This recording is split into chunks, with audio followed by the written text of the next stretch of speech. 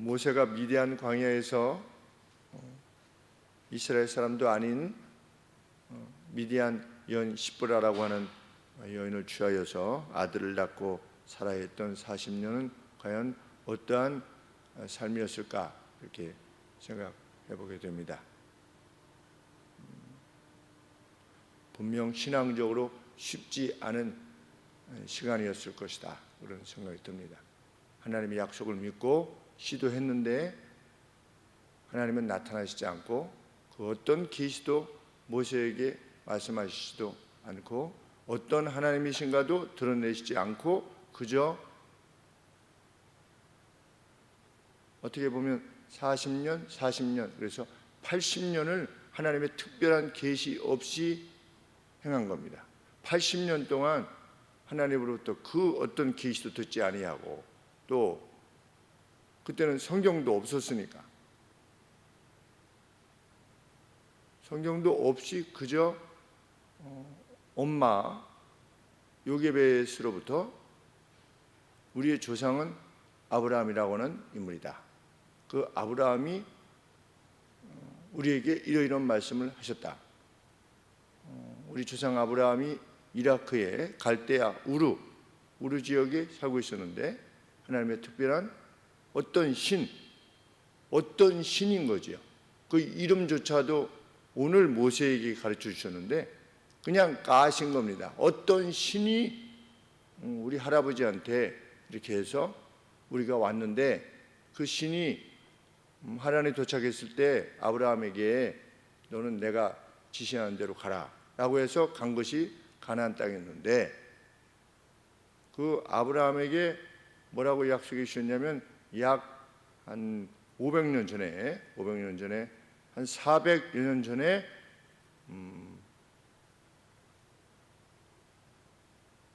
나중에 큰 민족을 이루어서 이제 애굽 땅에서 나가게 될 것이다 라고 하는 말씀을 주셨다. 이방의 객이 되어 그랬으니까 무슨 그때 당시에 애굽이라고 하는 구체적인 나라 이름도 주시지 않은 상태에서 그렇게 했는데, 야곱이라고 하는 우리의 조상 때 요셉의 총리됨으로 인해서 우리가 들어왔었다. 그래서 우리가 그 약속을 기다리고 있는 중이다. 이것만 들은 겁니다, 모세가. 그런데도 그 약속을 믿고 거사를 행하려고 했는데 실패한 채로, 애굽에 있을 때에도 그 약속을 믿고 40년을 성장했고, 그 다음에 실패한 다음에 다시 광야에서 40년 동안은 매일 양을 칠 때 그 심정이 어떻겠는가. 마치 오늘 우리가 하나님의 약속을 믿고 인내로 견디면서 행하는 날 동안 도대체 변화는 오는 것인가, 회복은 오는 것인가,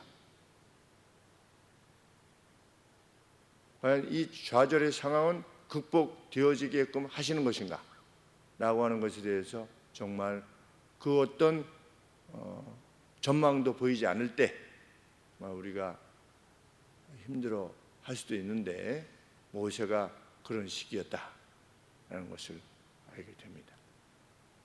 그런데 성경은 하나님은 약속을 반드시 이루시는 분이시며 하나님은 밝히신 뜻에 대해서 분명한 성취를 행하시는 분이시다 라고 하는 것을 오늘 밝히고 있는 것입니다. 그렇게 역사 속에 아무것도 일어나지 않는 상황처럼 보일 때 어느 날 모세의 특별한 요청이 없음에도 불구하고 모세 개인의 능력과 관계없이 하나님이 나타나셔서 하나님의 뜻을 밝히셨다. 우리 하나님은 얼마든지 그러실 수 있으신 하나님이시다.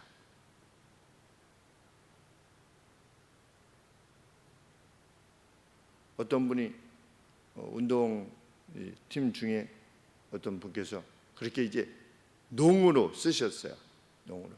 목사님 이렇게 추구하는데 시간이 여의치 않으면 제가 말씀드린 바와 같이 부목사님한테 좀 맡기고 예배 맡기고 우리 시합 때 오세요.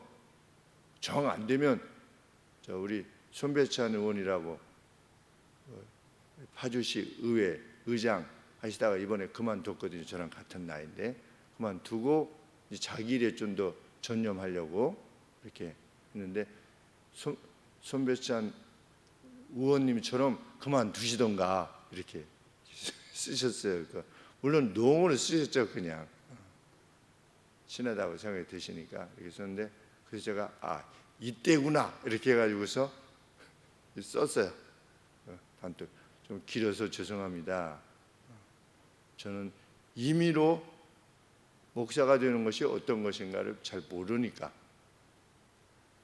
제가 임의로 목사직을 우리 손의원님처럼 그만둘 수 있는 게 아닙니다. 왜냐하면 저도 목사에 대한 생각이 전혀 없었다가 26살 때 화학산에서 육군 2명이 예배 드리는 모습을 볼 때 하나님이 저를 콜링하셨습니다. 저를 부르셨습니다. 그래서 하나님에 대해서 경외감을 가지고 사역을 감당하고 있는 것이기 때문에 제가 임의로 그만둘 수가 없습니다. 그렇지만 열심히 하겠습니다. 이렇게 이제 썼습니다. 모세가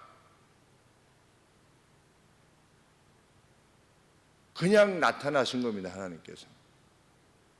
하나님이 누구시냐도 모르는 역사는 하나님의 주권에 의해서 이루어가는 겁니다. 마치 어떤 그 누가 아니면 그 어떤 교회가 아주 큰 힘을 가지고 역사를 바꾸어가고 어떤 역사의 변혁을 주는 것 같고 우리나라도 무슨 세계에서 가장 큰 많이 모이는 교회가 뭘 하는 것 같고 사람이 많이 모여서 무엇인가를 하는 것 같지만 성경이 밝히고 있는 바는 하나님께서 역사를 이루어 가신다. 하나님께서 어떤 교회를 모으시기도 하고 또 흩으시기도 하고 그게 뭐 10,000명이든 10만 명이든 50만 명이든 그것이 관계없이 만약에 하나님께서 인간의 그 어떤 행함 때문에 역사하실 수 있으신 하나님이시라면 우리가 기대할 수가 없죠. 그 하나님을 기대할 수 없습니다. 그러나 하나님은 의기소침해서 양을 치던 마치 실패한 자같이 스스로 여겼던 자에게도 얼마든지 나타나셔서 80세니까 젊었을 때 부르시지. 우리 하나님은 젊었을 때 안 부르십니다.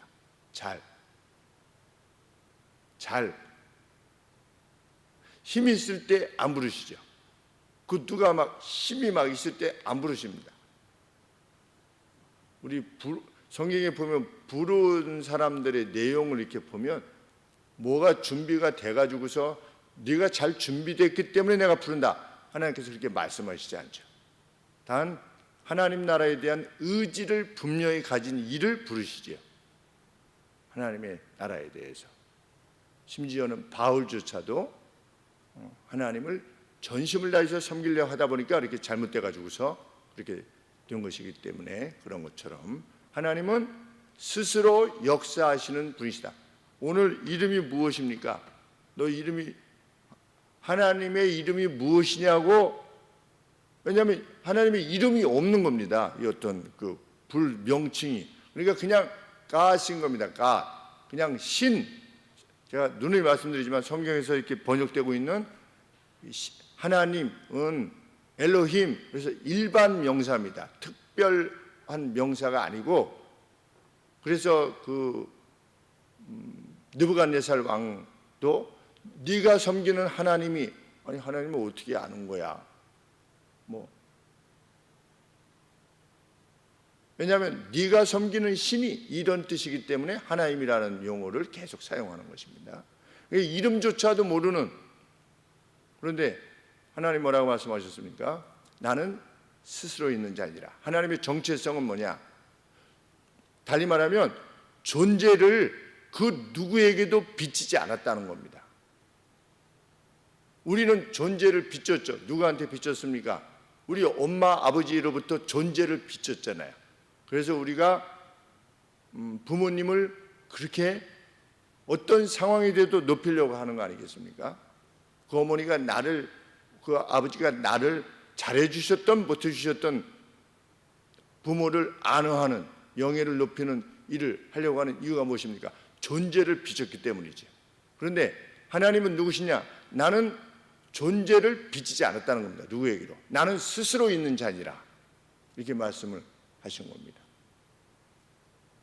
그런데 모세는 그런 하나님에 대해서 이름조차도 알지 못하고 그저 어떻게 보면 희미한 약속이죠. 그래서 나는 스스로 있는 자니가 뭐냐면 I am what I am, 나는 나다, 이런 뜻입니다. 나는 나다. 그것이 이제 우리 용어로 치면 여호와라고 하는 이름인 겁니다. 여호와라고 하는 이름 자체가 지닌 의미가 나는 스스로 있는 자니라, 존재를 비치지 않는 자니라, 이런 의미인 것입니다. 그런데 이 이름도 모르는 신이지만, 근데 그 신이 나타나신 거예요.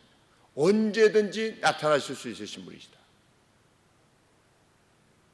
하나님은 아브라함과 맺으신 약속을 결코 잊지 않아 오셨다라고 하는 것을 모세에게 밝히십니다. 나는 아브라함, 이삭, 야곱의 하나님이다, 이렇게 말씀하셨습니다. 근데 예수님이 훗날 뭐라고 말씀하셨습니까?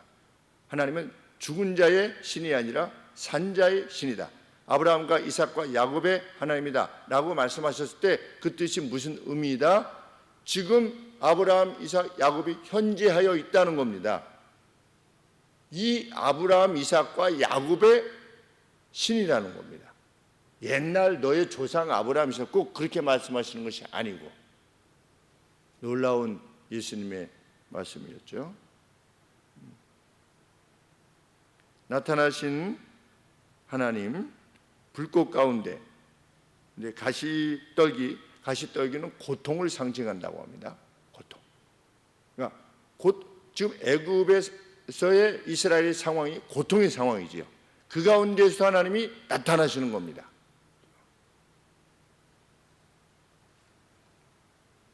그래서 무엇을 선언하시는 겁니까? 내가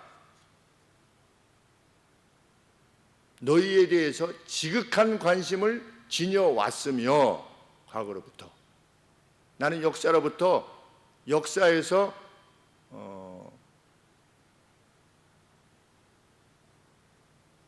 이탈해 본 적이 없으시다는 겁니다. 역사 속에서, 역사 밖에 제가 잠깐 좀 다녀올게 라고 하신 적이 없다는 겁니다. 어떻게 하시겠다? 이제 아름답고 광대한 땅으로, 넓은 땅으로 이끌어 들으시기 위해서 애굽 땅으로부터 이스라엘 백성들을 이끌어 낼 것이다. 그런데 그 애굽의 학대로부터의 구원은 모세 개인이 지닌 그 어떤 능력과도 관계없는 것이 될 것이다. 내가 어떻게 가겠습니까? 11절에 내가 누군데 바로에게 가며 이스라엘 자손을 애굽에서 인도하여 내겠습니까? 그랬을 때 하나님이 이렇게 말씀하십니다. 분명 내가 너와 함께 할 것이다. 이것이 그리스도인의, 하나님 백성의 용기의 근원입니다. 하나님이 함께 하시면 되는 겁니다. 그러면서 하나님이 뭐라고 말씀하시냐면, 현재 이 말씀을 받고 있는 호렙산에 네가 다시 와서 이스라엘 백성과 다시 와서 경배를 드릴 때, 정말 그때 말씀하셨던 그 하나님이 진정 신이시구나 라고 하는 것을 네가 알게 될 것이다. 지금 어디서 불림을 받고 있는 겁니까? 호렙산에서 불림을 받고 있는 겁니다, 모세가. 그래서 이제 하나님의 말씀을 따라서 가서 출애굽하지요. 출애굽에서 어디 옵니까? 다시 이 호렙산에 와서 우리 19장의 내용을 보면 그 산 위에 올라오지 말라, 하나님이 그렇게 말씀하시지 않았습니까? 이 같은 동일한 산인데 이 동일한 산으로 네가 반드시 다시 올 거다, 이스라엘 백성들을 데리고. 네가 전혀 기대할 수도 없고 그런 일이 어떻게 가능해? 라고 했는데 애굽에서 어떻게 돼? 했는데 12절 말씀에 하나님이 가라사대 내가 분명히 너와 함께 있으리라. 네가 백성을 애굽에서 인도해 낸 후에 너희가 이 산에서 나를 섬기게 될 것이다. 하나님을 섬기게 될 것이니 이것이 내가 신인 내가 너를 보낸 증거가 될 것이다. 이렇게 하나님 말씀하시는 겁니다. 달리 말하면 하나님께서 계획하시고 하나님이 100% 이루실 것을 밝히신 겁니다.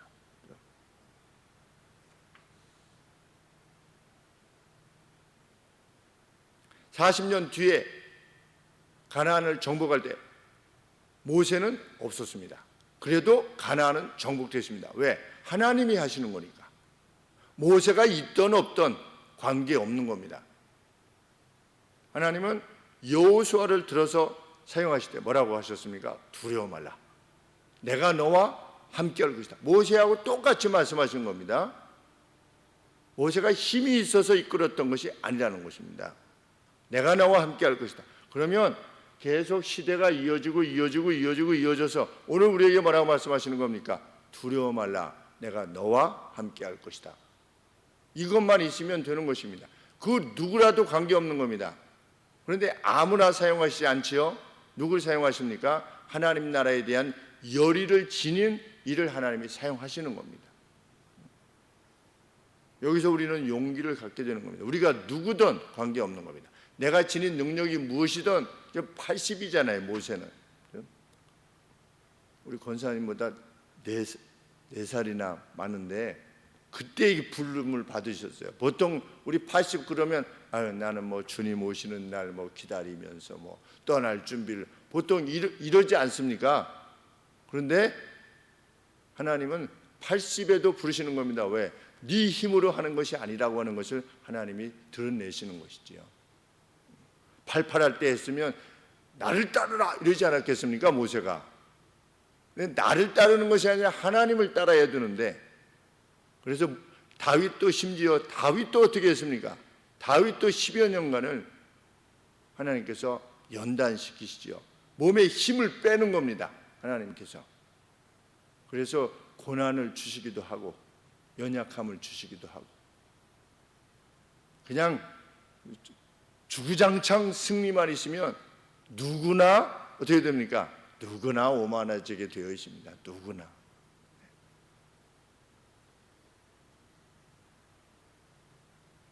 하나님은 또 이런 말씀을 하십니다. 장로들을 모아서 내가 전한 말을 전해라. 그러면 놀랍게도 그들이 어떻게 할 것이다? 너희 말을 청정하게 될 것이다. 놀랍지 않습니까? 그것도 기적이죠. 왜? 40년 전에 때려 죽이고 나서 애굽인 때려 죽이고 나서 그 다음에 둘이 싸우고 있는데 가서 왜 같이 이렇게 동족끼리 싸우느냐 이랬더니 네가 우리의 재판관이냐 이러지 않았습니까? 그래가지고 도망가지 않았습니까?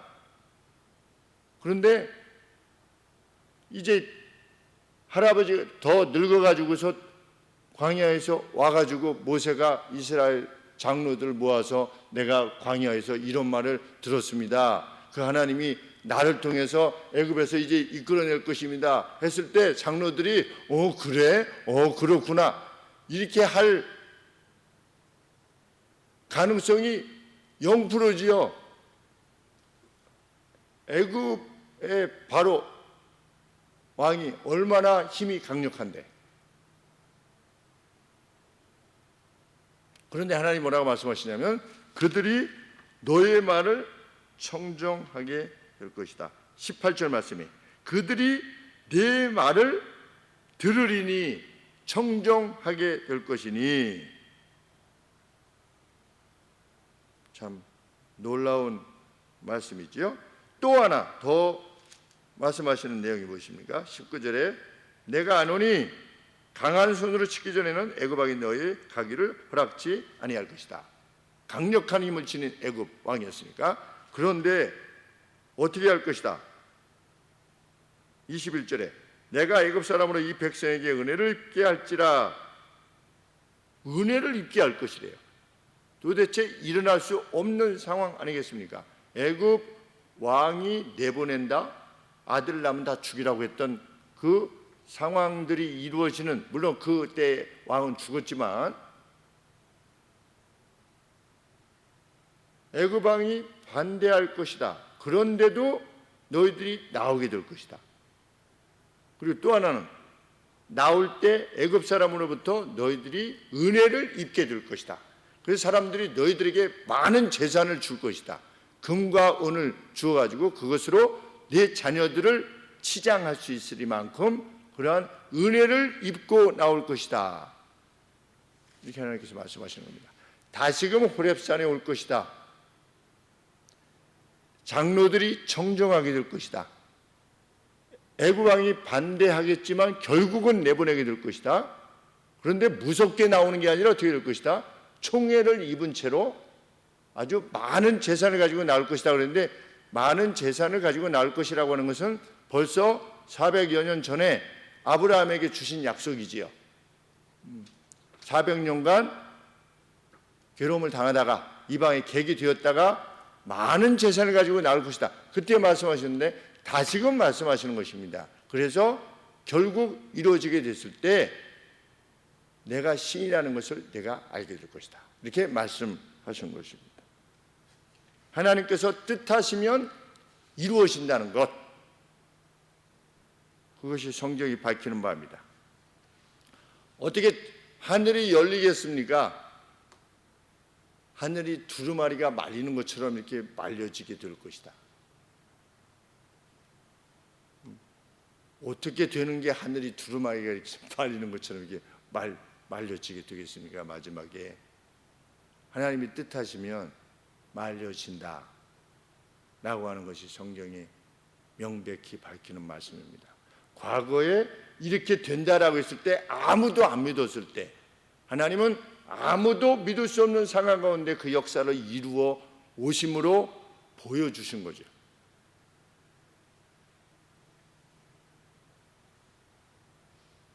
하나님께서 뜻하신 바의 궁극적 방향은 무엇입니까? 인류에게 구원을 제시하는 것입니다. 인류에게 구원을 주시는 겁니다. 세상 끝에 의인에게 새로운 세상을 줄 것이다. 늙음과 병듦과 죽음이 끝나는 그러한 세상을 다시금 너희에게 줄 것이다. 이것이 하나님께서 뜻하시는 바입니다.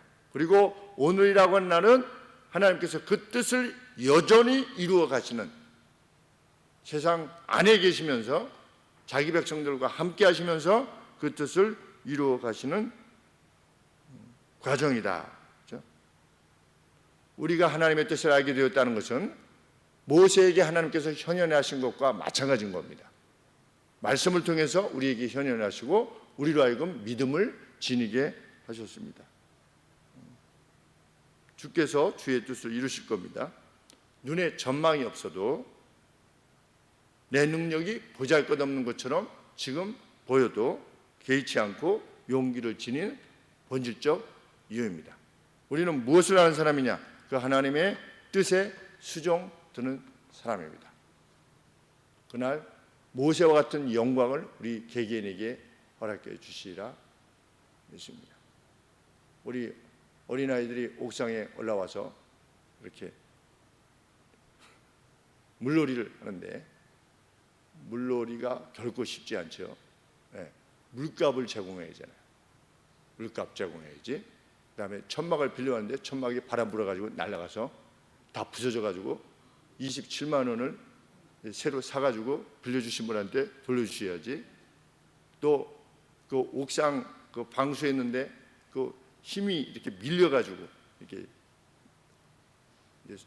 설치해가지고 이렇게 있는데 그 물 힘이 바닥을 밀어가지고 그게 이제 찢어졌죠. 이쪽 방수하는 게. 그래서 이제 다시 해야죠. 이런 것들이 아주 여러모로 비용을 요청하지요. 그래도 하는 겁니다. 왜? 교회의 본질적 사명이 뭐냐? 한 명이라도 더 하나님의 사랑이 무엇인가를 깨닫게 하기를 원하는 것이기에, 그래서 이제 동네 아이들에게, 제가 아는 아이들에게 계속해서 지금 옥상에서 이렇게 놀고 있으니까 이렇게 와서 놀아라.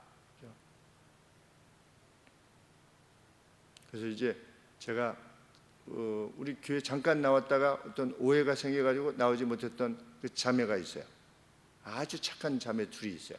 그래서 지금 개장했으니까 올라가라. 그래서 그제도 놀고 어제도 놀고 와서 둘 자매가 와서 이렇게 놀았는데, 그들과 함께 교제하고 그들에게 귀한 시간을 내주고 하는 이제 허은 자매님, 또 미정 자매님, 이렇게 귀한 사역인 겁니다. 그것 자체가. 그 자리에 함께 있으면서 아이들과 대화를 나누고 그 대화 속에서 또 하나님의 사람이 말하는 방식을 배우고, 그래서 그들 옆에 함께 있고, 제가 이제 전도사 시절 때 우리 박민근 목사님, 그때 중학교 1학년 있었으니까, 그러면 그 아이들을 데리고 농구장에 가서 그냥 아이들하고 농구 같이 해줬죠. 어떻게 하면 가급적 많은 시간을 그들과 함께, 뭐 저도 사역 바빴지만 그들과 함께 시간을 보내는 것입니다. 그들이 어디 있든지 가서 시간을 보냈죠. 참 감사한 것은 그들 중에 목사님이 된 이게 상황이 나왔다는 것이 얼마나 감사한 일인지. 그리고 또 우리 박 목사님을 통해서 뭐 제가 뭐 무슨 제가 역할을 하긴 했죠. 왜냐하면 중학교 2학년 때 민근아, 너는 목사의 길을 생각해봐라. 왜냐하면 그때부터 벌써 목사의, 성경이 말하는 목사의 어떤 그게 보여서, 그랬더니 그 다음날 어머님이, 권사님이 오셔서 무슨 무서운 말씀을 하셨습니까 전사님, 그 길을 알잖아요. 이런 무서운 말씀을 하셨어요. 그래가지고 다른 길 가려고 했는데 뭐 잘 갔죠. 학원 강사로도 유명하게 잘 나가던 우리 박민구 목사님이었는데 목사의 길을 간다고 그래서 그 옛날이 회고됐었습니다. 제가 얼마나 기쁘고 감사한 일인지. 굉장히 귀한 목사님이죠. 왜냐하면 중학교 1학년 때 그 버스를 한 번인가 두 번 갈아타고 주일마다 갈아타고, 그 태어날 때 몸에 장애가 있어가지고 그냥 일어나지 못하고 누워서 있는 뭐 그 어린 아이들, 뭐 이렇게 좀 청소년 되는데 못 일어나는 거예요. 못 일어나고 어떤 사람은 일어나긴 하지만 그 정신 박약이 돼서 거기서 수용되어 있는 그런 학교 비슷한 한 수십 명, 100여 명도 넘었던 것 같아요. 그런데 매 주마다 간 겁니다. 예배가, 중고등부 예배가 끝나면 저도 자주 갔었고, 그러면 이제 사람을 못 만나니까 막 침을 막 질질 흘리면서 막 여기 막 이렇게 하면서 막 코 나오고 막, 그런데 이렇게 하고 누가 사람 오면 막 붙잡는 거예요. 왜냐하면 사람이 그리우니까. 그런데도 벌써 어렸을 때도 불구하고 그 한 10명, 한 15명 정도가 제가 지도했던 학생들이 거기 가서 그 일을 했던 겁니다. 거기에 양정아 자매도 있는 겁니다. 어렸을 때부터 그랬습니다. 양정아 자매, 박민구 목사. 얼마나 귀했던 시절인지 알 수 없어요. 지금도 제 컴퓨터 옆에는 그때 미국 가기 전에 마지막으로 찍은 학생들이 쭉 있는 사진들이 이렇게 있어요. 행복하게 살아요. 다. 참 하나님의 복됨은 그 뭐 명확한 거죠. 그 아이들을 이렇게만 봐도 하나님을 떠나지 않았다면 참 하나님께서 행하시는 바 놀랍습니다. 그 한 명 한 명 생명, 우리 주위에 있는 한 명 한 명 생명이 얼마나 중요한 것인지. 그래서 뭐라도 맛있는 거 생기면 그 사랑을 나누기 위해서 자두도 갖다 드리고 앞뒤로 갖다 드리고, 그것이 모세가 행했던 바입니다. 우리와 함께 하실 겁니다. 기도하겠습니다. 하나님, 거룩한 씨를 우리 하나님께서 심어 나가실 때 수종드는 저희가 되게 하여 주옵소서. 능력이 부재한 것에 대해서 개의치 아니하고 용기를 지니어 나가게 하시고 하나님께서 행하셨음을 감사와 기쁨으로 즐기는 저희가 되게 하시기를 소원합니다. 예수님의 이름으로 기도합나이다. 아멘.